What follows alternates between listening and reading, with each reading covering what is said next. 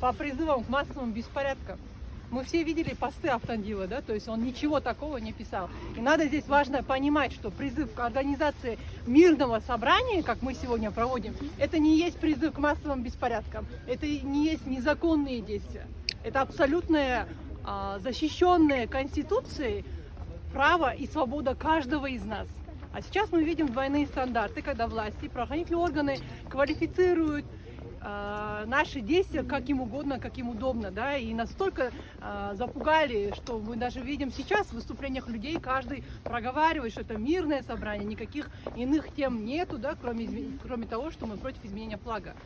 Смотрите, еще согласно 278 статье, да, получается, Уголовного кодекса, призывы к массовым беспорядкам, они должны были сопровождаться, чтобы Автандил говорил, к примеру, не подчиняйтесь милиционерам, громите машины или там